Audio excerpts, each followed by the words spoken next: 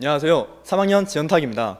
이번 시간에는 영어 교육 분야에 대해 이현노 선배님을 모시고 알아보도록 하겠습니다. 선배님 안녕하세요.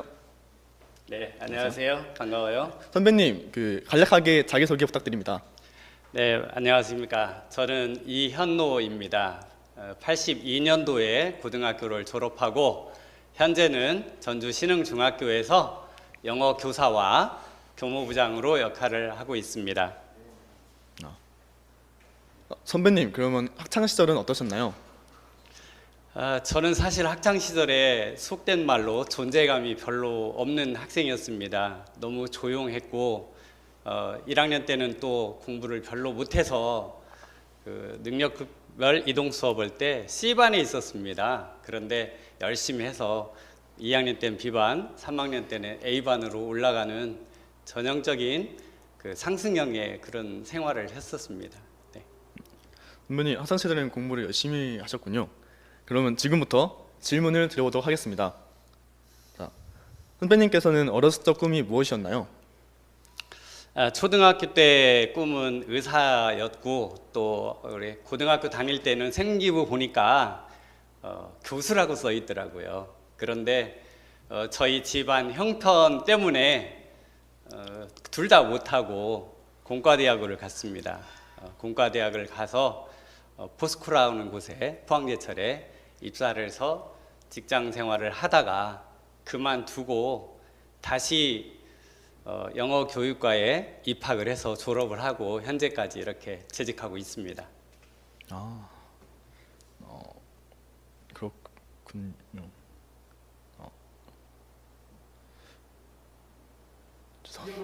네, 그러면 선배님께서 교사라는 직업의 매력은 무엇이라고 생각하시나요?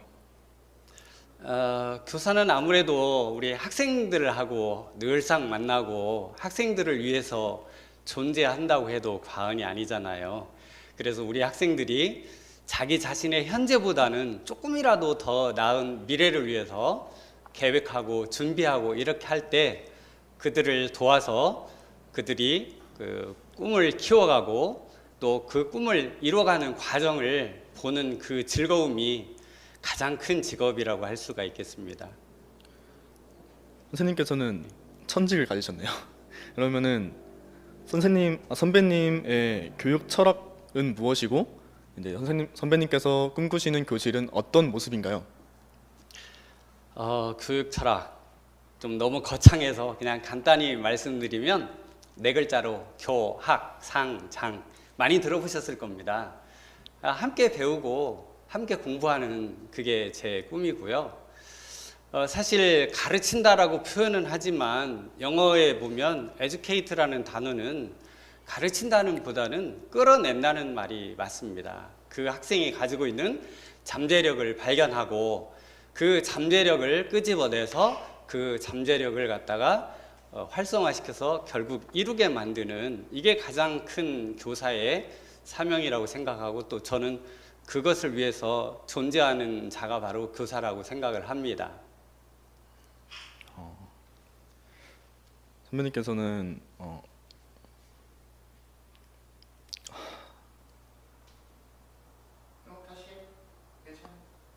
그럼 저부터 다시 할까요? 지금 들은 내용을 좀 더 듣고 해야 질문이 나올 것 같아요. 나도 헛 얘기를 하나 더 하고 싶어서. 네, 제가 가지고 있는 교육관이라고 하면 교학, 상, 장 네 글자로 이렇게 간략하게 이야기할 수 있을 것 같습니다.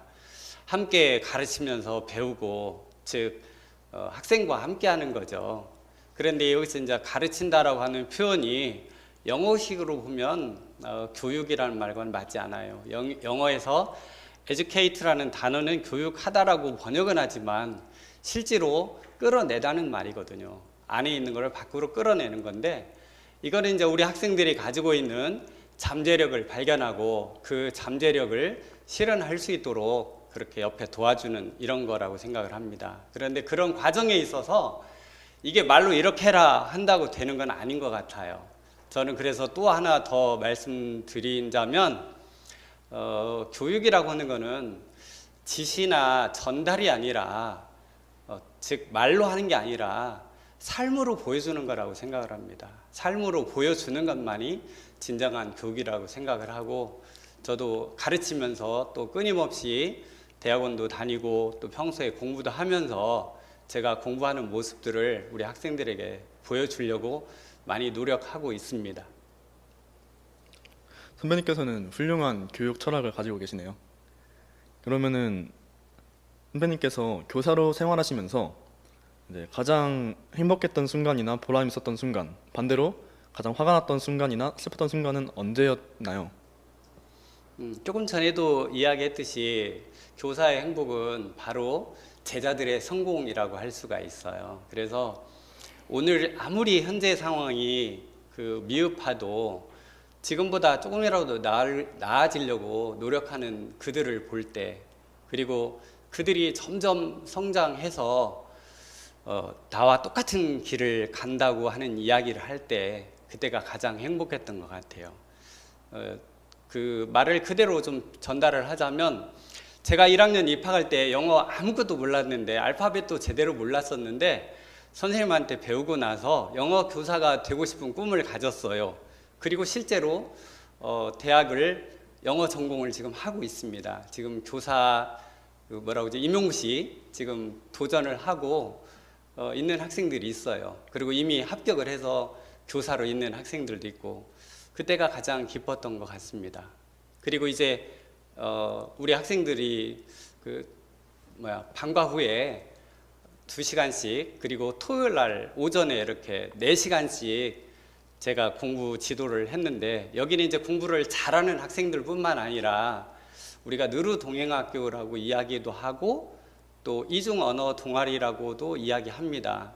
이 학생들이 본인들이 필요해서 나와서 함께 공부를 하면서 길게는 3년 내내 한 친구도 있고, 짧게는 1년, 더 짧게는 6개월 정도 한 친구들도 있어요. 그런데 이 학생들이 지금 고등학교에 현재 재학 중인데, 스승의 날 지금 만날 수는 없지만 카톡으로 또는 문자로 그때 배운 것이 도움이 돼서 지금 고등학교에 와서 공부하는데, 특히 영어 공부하는데 아무런 불편함이 없다라는 이야기를 했을 때 참 행복했어요. 정말 보람찬 순간들이네요. 그러면은 다음 질문 말씀드리도록 하겠습니다. 교사들은 끊임없이 자기 개발을 해야 한다고 하는데, 선배님께서는 어떤 방법으로 자기 개발을 하시나요?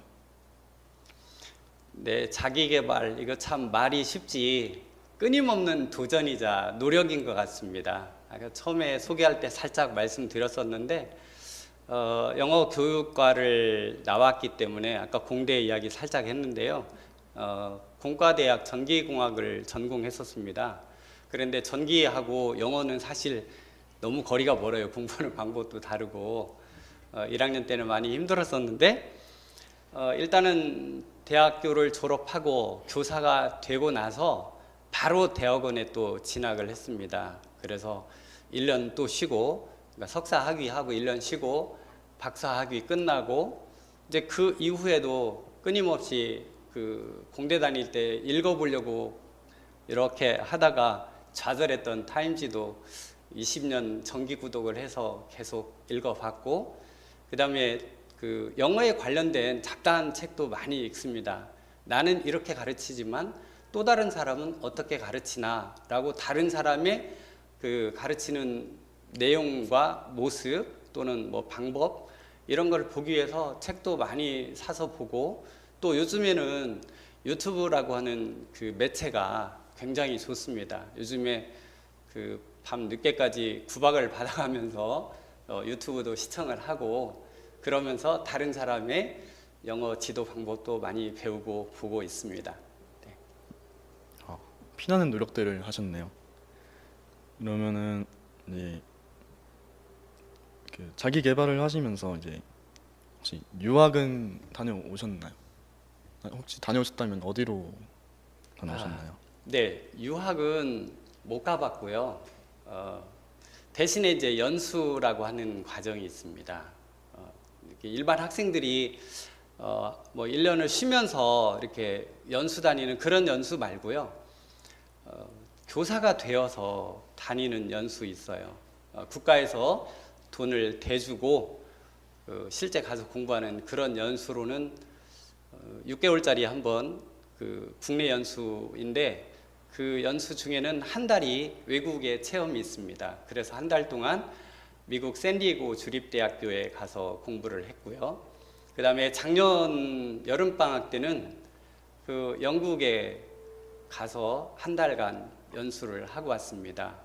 여러분들이 책도 많이 봤던 캔터베리 테일 있죠? 캔터베리라고 하는 그 동네에 가서 공부를 좀 하고 왔고요. 그 다음에 재학생 시절에는 제가 사실 영어를 너무 못해가지고 참 부끄럽지만은 영어 교육과 다닌 사람이 영어를 못했다고 표현하는 자체가 부끄럽지만 사실이니까 말씀드렸습니다. 그래서 그때 당시에 우리 원어민 교수가 미국에 40일 동안의 연수 프로그램을 마련하고 전북대학교 전체에서 15명의 학생을 선발해서 갔었는데요. 그때가 1996년도입니다. 그때 가서 연수를 했다는 표현보다는 얼굴에다 철판을 깔고 왔다라는 표현이 더 맞을 겁니다.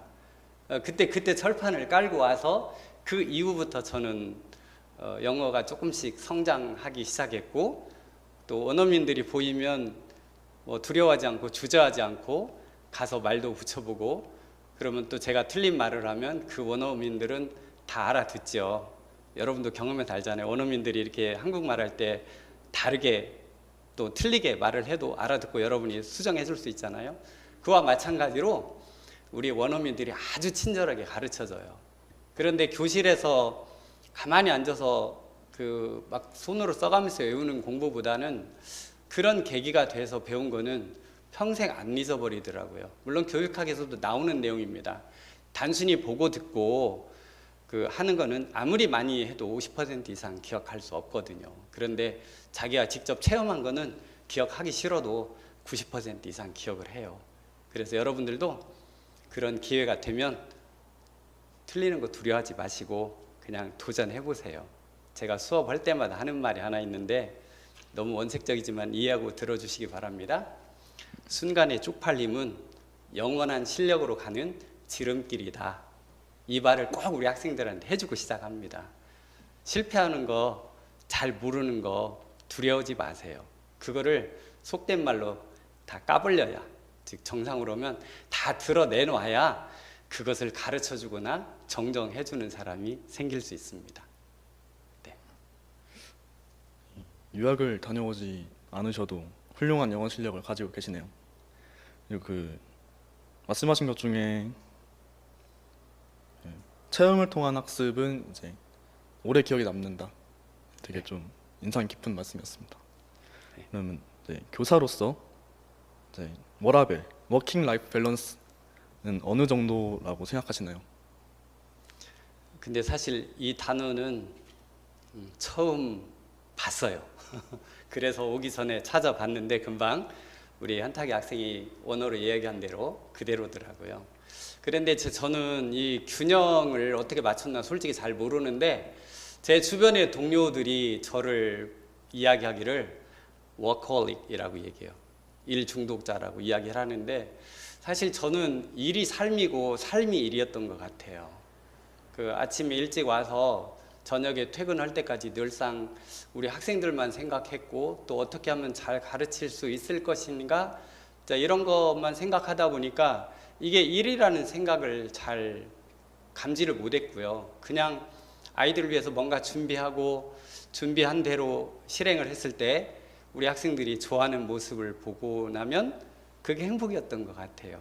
근데 요즘에는 120년사 쓰면서 사실 더 일중독자 같은 상황이긴 한데 그래도 간간히 좀 제 삶도 돌아보려고 노력은 하고 있습니다. 퇴근 후에 요즘에 첼로 연습을 하면서 음악에도 조금 하면서 지금 마음이 많이 이렇게 다스려지는 것을 느낄 수가 있어요. 네, 학생들을 위해 삶을 헌신하셨네요. 그러면 이렇게 워커홀릭인 것처럼 막 열심히 일을 하셨는데 교사의 수입은 어느 정도인가요? 영어식으로 하면 이 질문은 금기 질문인데요. 우리 뭐 직업을 가지는데 관심을 안 가질 수 없죠. 제가 얼마라고 이렇게 이야기하는 것보다는 여러분이 요즘에 정보화 시대에 살고 있으니까 인터넷에 교사 급여 뭐 이런 또는 월급 뭐 이렇게 검색해 보시면 호봉별로 이렇게 쭉 나옵니다. 교사들 이제 초호봉은 사범대를 졸업하면 구호봉부터 시작하고요. 그 다음에 영어 영문과를 졸업하고 대학원을 가서 영어 교사 자격증 2급 자격증을 취득하면 이제 똑같이 2급이지만 8호봉부터 시작을 합니다. 그리고 이제 호봉이 올라갈 때마다 급여가 점점 올라가니까 맨 처음에 급여는 사실 일반 직장에 비하면 적은 편이에요.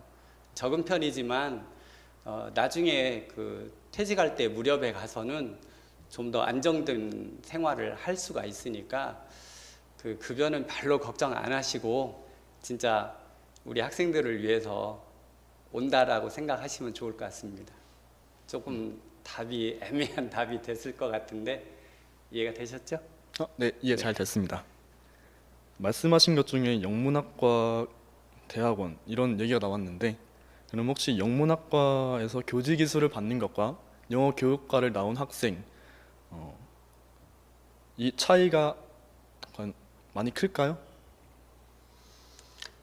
일단 배우는 과정이 좀 다릅니다. 그 영어 교육과에 가면 영문법, 이제 통사론이라고 하는 이름으로 배우긴 하는데 그 다음에 영어 역사, 그러니까 영어사라고 얘기하죠. 의미론, 그 다음에 형태론이라고 그러는데 이제 여러분이 그 용어가 생소하지 뭐 이미 다 배운 겁니다. 여러분들 단어 공부할 때 뭐 어근도 배우고 또 접두사, 접미사 이런 거 배우잖아요. 그래서 어떤 단어가 또 명사에다 뭘 붙이면 뭐 형용사가 된다든지 이런 등등 이제 이런 거를 이제 형태론이라고 이야기하는데 이제 이런 쪽에 또 그다음에 영어 교수법 애들을 어떻게 우리 학생들을 어떻게 가르칠 것인지 하는 영어 교수법 쪽에 더 많이 치중해 있고요. 물론 영미시랄지 영미 소설은 배우고는 있어요. 영어 교육과에서는. 근데 이제 영문학과 가면 처음에 이야기한 나머지 과목보다 뒤에 이야기한 두 과목 영미시나 영미소설 이쪽에 더 많은 시간을 할애하고 배우게 됩니다. 근데 이제 영어 영문학과를 졸업하고 대학원을 이제 교육대학원입니다. 교육대학원은 특수대학원이어서 교육대학원을 들어오시게 되면 일단 2급 자격증을 취득은 할 수가 있어요. 그런데 학교마다 좀 차이가 있습니다. 근데 지금은 제가 조사한 바에 의하면 10% 이상 안 줘요. 맥시멈이 10%입니다. 만약에 옛날처럼 전북대학교 영어 영문학과가 120명씩 뽑은 적도 있었어요. 그런데 지금은 그렇게 많이 안 뽑는 걸로 알고 있거든요. 숫자까지는 제가 정확히 기억을 못 하겠는데 제가 학교 다닐 때 60명이었던 것 같습니다. 그럼 60명의 10%면 6명만 그 교직 이수를 할 수 있는 자격이 주어집니다. 그래서 교직 이수를 하는 경우는 이제 졸업을 하면서 자격증은 딸 수가 있어요. 그런데 확률적으로 10% 안에 들어가는 거 쉽지가 않고요. 그 다음에 이제 영어 영문학과를 졸업하고 완전히 아까 설명한 대로 중복되는 설명이지만 교육대학원을 가면 이제 그 영어 교육과를 졸업하고 좀 더 많은 것을 배우기 위해서 온 선생님들하고 같이 경쟁을 하셔야 돼요. 공부하는 거 쉽지는 않습니다. 그러니까 교사가 되는 길은 총 3가지 설명드린 거라고 봐요. 영어 교육과 졸업하고 또 영어 영문학과를 가서 교직과정 10% 내지 또 그 이하 줄 때 거기 하는 방법, 그리고 또 하나는 영어 영문학과를 졸업하고 일대 교육대학원을 지나가는 방법, 이렇게 3가지 정도가 있을 수 있습니다. 네. 졸업하면 주어지는 자격증은 같지만 배우는 과목에서 조금 차이가 있는 것 같습니다. 네, 맞아요. 네. 네. 다음 질문으로 고등학교에서 배우는 교육과 대학교에서 배우는 교육은 많이 다른가요? 만약 다르다면은 어떤 부분이 다른가요? 네. 첫 번째 질문 yes no question은 대답이 뒤에 없어지잖아요. 예, 다릅니다. 다른 게 아니라 아주 많이 다릅니다. 자, 어떻게 다르냐면 우리 고등학교까지는 그래도 선생님들이 많이 가공하고 소화해가지고 여러분에게 떠먹여주는 그런 일을 많이 해요. 그리고 대부분의 학생들은 아까 선생님이 초기에 이야기했던 것처럼 이렇게 끌어내는 수업을 유도하면 수업 안 했다고 생각을 하고 불만하는 사람이 많이 있습니다. 불만을 토로하는 학생들이 꽤 많아요. 그래서 그 고등학교는 또 일단은 좋은 대학교를 보내야만 또 그 학교가 좋은 학교로 이렇게 인식이 되고 또 좋은 학생들이 들어오기 때문에 어쩔 수 없이 거의 소화시켜서 떠먹여주는 이런 역할들을 선생님들이 하고 계실 수밖에 없어요. 그런데 이제 대학교를 가게 되면 여러분 지금 시험 고3이 대학 갈 때 시험 뭐 보죠? 제목이? 그러죠? 수학 능력 시험이죠. 그 수학이 뭐예요? 스스로 배울 수 있는 능력을 이야기하는 겁니다. 그래서 대학을 오면 제가 공대도 다녀보고 사범대도 다녀보고 대학원도 다녀봤고 저도 또 대학원 강의도 해봤지만 대학교에서는 떠먹여주는 게 아니라 방향만 안내해 준다고 생각하시는 게 좋아요.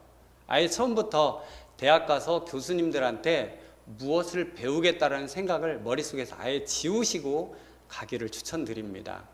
저도 처음에 공대일 때는 이런 거 몰랐어요. 나중에서 이제 제대로 공부하면서 알게 됐는데 일단 교수님들이 교육과정 커리큘럼이라고 그러죠. 커리큘럼을 짜서 안내를 하시게 되면 여러분들이 거기에 관련된 모든 책이나 이런 거를 구매하거나 또는 도서관에 가셔서 빌려보거나 요즘에 발달해 있는 인터넷 매체를 통해서 자료를 검색하시고 자기가 그거를 요약, 정리, 재생산을 할 수 있는 능력, 이게 필요해요. 물론 요즘에 모 대학에 거론하면 안 되죠, 이거. 자, 모 대학의 우수 학생들 보면 교수님이 하시는 말에 뭐 토시까지도 그대로 써야 A+가 나온다는 이야기를 듣고 저 깜놀했는데요. 대학교는 단순히 교수님이 전달하신 거를 듣고 기억해서 그거를 내놓는 게 이건 교육은 정말 아니고요. 이거는 저는 시간 낭비라고 생각을 합니다. 아까 제 경험에서 살짝 이야기했듯이 자기가 직접 보고 듣고 만지고 경험한 것만이 자기 지식이고요. 그리고 이제 제가 포항제철 어차피 이야기했으니까 그 경험도 살짝 말씀드리면 이해가 쉬울 것 같습니다. 제가 공대를 졸업하고 83명 중에 15명밖에 취득을 못한 공사기사 1급 자격증을 취득을 했어요. 이쯤 되면 정부가 인정하는 대한민국에서 벌어지는 모든 공사 현장에, 전기공사 현장의 총책임자 자격증입니다. 그러면 어떠겠어요? 그때 제가 흉내 좀 떼볼까요? 목에 힘 많이 들어갔어요. 당당하고. 그런데 포스코에 가서 교육을 받고 업무에 투입되는 순간에 느낀 게 있습니다. 나는 그동안에 중고등학교 12년에 대학 4년 동안 16년에 뭘 배웠다는 말이지? 정말 허탈하고 좌절감이 많이 느껴졌었어요. 그런데 딱 하나 써먹는 게 있더라고요. 어떤 지식을 배워가는 방법이나 이런 거는 그대로 써먹더라고요. 그래서 지식은 별것이 없다는 걸 느꼈고요. 그 지식을 내 걸로 만들어가는 그 과정, 그 방법 이런 것만 남더라고요. 그래서 교사가 되기로 작정을 한 이후에는 우리 학생들에게 지식의 양보다는 그 지식을 하나를 배우더라도 제대로 익혀가는 과정에 초점을 두려고 많이 노력하고 있습니다. 조금 방향이 엇나간 것 같은데 질문에 대한 대답이 잘 됐는지 모르겠습니다. 네, 충분히 됐습니다. 혼자 하는 공부가 중요하다, 과정이 더 중요하다는 걸 알게 되었고요. 그리고 사범대 공통으로 이제 졸업을 하면은 자격증이 나오고 임용고시를 봐야 학교에 투입이 되잖아요. 그래서 네, 그렇죠. 임용고시에 대해서 질문 드릴 건데 네. 임용고시가 많이 어렵죠. 그래서 어려운데 이제 난이도와 어떻게 임용고시를 준비해야 하는지 그리고 뭐 경쟁률은 얼마나 센지 이런 전반적인 내용이 궁금합니다. 네, 이 부분은 모든 학생들이 다 궁금하실 것 같아요. 우리 영어 교육을 전공하는 학생들뿐만 아니라 교사가 되려고 하시는 분은 다 궁금하고 방법을 찾고 싶어 하실 텐데 일단 제가 94학번으로 그러니까 수능 1기생이거든요. 제가 수능 1기생이에요. 그런데 그때 당시에 저희 전라북도는 특수까지 합쳐서 13명밖에 안 뽑았어요. 우리 영어는 한 명도 안 뽑아서 할 수 없이 경기도로 가서 시험을 보게 됐는데 그때 당시에도 벌써 8명 모자라는 10대 1이었거든요. 150명을 뽑는데 1492명이 왔어요. 제가 숫자까지 정확히 기억을 합니다. 그 기억하는 이유가 있어요. 우리 같이 공부한 뭐 동기지만 그 어린 동생들 그 머릿수 딱 보더니요 벌써 속된 말로 쫄아가지고 긴장을 해가지고 포기하려고 그러더라고요. 그래서 제가 이제 형이고 하다 보니까 이제 좀 험한 말로 이야기하면서 너네 인마 산수 계단도 못하냐, 임용고시는 내가 떨어지거나 붙거나 하니까 2대 1이지 어떻게 된마 10대 1이냐 이런 얘기를 했어요. 그러니까 여러분들 경쟁률은요 지금 현재 20대 1 가까이 될 겁니다. 근데 경쟁률은 눈에 보이는 경쟁률 갖고 기죽지 마세요. 저는 금방 이야기한 대로 모든 시험의 경쟁률은 2대 1이다. 내가 붙거나 떨어지거나 둘 중에 하나니까. 그렇게 생각하면 벌써 여러분들이 마음이 좀 든든해지지 않을까요? 제 착각인가요? 네, 편안한 마음으로 하시고요. 그 다음에 차라리 방법적인 설명을 좀 해드릴게요. 혼자 공부하기는 너무나도 벅차고 방대합니다. 그리고 대학교에서 제가 나온 전북대로 예를 들을게요.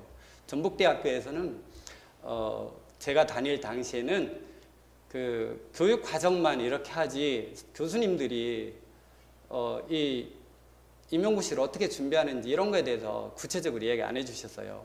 그리고 우리 학생들이 가서 교수님 그래도 좀 도와주셔야지 않겠습니까? 라고 말씀을 드리면 교수님께서 이렇게 살짝 내려보시면서요, 야 멍군 대학교가 학원이냐? 저 충격 먹었어요. 그렇죠? 대학교는 학원이 아니에요. 근데 요즘에 대학교가 학원화 돼 있는 모습 때문에 저 마음이 많이 아픈데, 그래서 교수님들한테 의존하지 마시고 그룹을 짜세요. 자, 그룹을 짜서 공부를 하는데, 저 아까 말씀드린 전기공사기사 자격증도 그랬고요, 임용고시도 그랬고, 저는 그룹 스터디로 해서 성공한 케이스입니다. 공대 다닐 때 했던 그때도 여기 우리 고등학교 후배들 둘 데리고 셋이서 공부해서 셋 다 합격을 했고요. 그 다음에 경기도 임용고시 합격할 때도 150명 중에 우리 전북대학교 학생 딱 3명밖에 합격 못했어요. 근데 저랑 같이 공부한 학생이 총 6명이거든요. 근데 여학생들은 다 떨어지고 남학생들만 됐습니다. 근데 그때 당시 남학생이 16명 합격했습니다. 한번 생각해 보세요. 남학생이, 그러니까 산수로요, 남학생이 임용고시 합격할 확률이, 그러니까 조금씩 간략 이렇게 하면 100대 1 정도 돼요. 여기 잘랐다 다시 하시죠. 네. 그게 왜 딱 이 타이밍에, 중요한 타이밍, 어디서부터 다시 하죠? 그러면 경쟁률부터 다시 할게요. 네. 자, 150명 중에 우리 남자 선생님이 16분이 합격을 했습니다. 근데 교원대 학생이 8분이고요. 우리 전북대학교 학생이 3분이고 제주대학교 학생이 2이고 기타 1명씩이었습니다. 그럼 비율로 생각해 보세요. 혼자 공부한 사람과 그룹 스터디 하면서 공부한 사람의 차이를 여러분 충분히 느껴보실 수 있죠. 그런데 이제 저는 사실 32살의 나이에 20살짜리들하고 같이 학교를 다녔기 때문에 사실 4학년 마치고 방학 때 서울에 노량진에 학원을 다닐 경제적인 여력도 없었고요. 그 다음에 아내나 또 저희 자녀에게 자존심도 서지 않아서 저는 학원은 못 가고, 아까 그 친구들이 제가 계속 그룹 스터디를 하라고 쫄라대서 자기들끼리 하기 뭐하니까 인사치레로 이야기를 했던 것 같아요. 근데 제가 덥석 물어버렸죠. 그래서 5명이 하려고 했는 거를 6명이 하게 됐습니다. 그런데 그 아까 말씀드린 대로 세 사람이 다 됐어요, 임용고시에. 근데 이제 처음에 시작할 때 이런 얘기를 했습니다. 제가 우리가 그룹 스터디를 하는 데 있어서 제가 똑똑하니까 저 아이 또는 저 형한테 뭔가를 배워서 내가 꼭 합격해야지, 이따위 생각을 하면 아예 때려치라 그랬어요. 말도 진짜 이렇게 험악하게 했습니다. 반대로 이렇게 해야 성공한다 그랬어요. 나는 떨어져도 좋으니 내가 가지고 있는 모든 재능과 지식, 여기 같은 우리 동기들에게 다 퍼부어주고 가르쳐줘서 나머지를 다 합격시켜야 되겠다, 이런 마음을 6사람이 똑같이 가진다면 합격률이 높아질 것이다, 이런 이야기를 했습니다. 이거 분명히 맞는 이야기예요.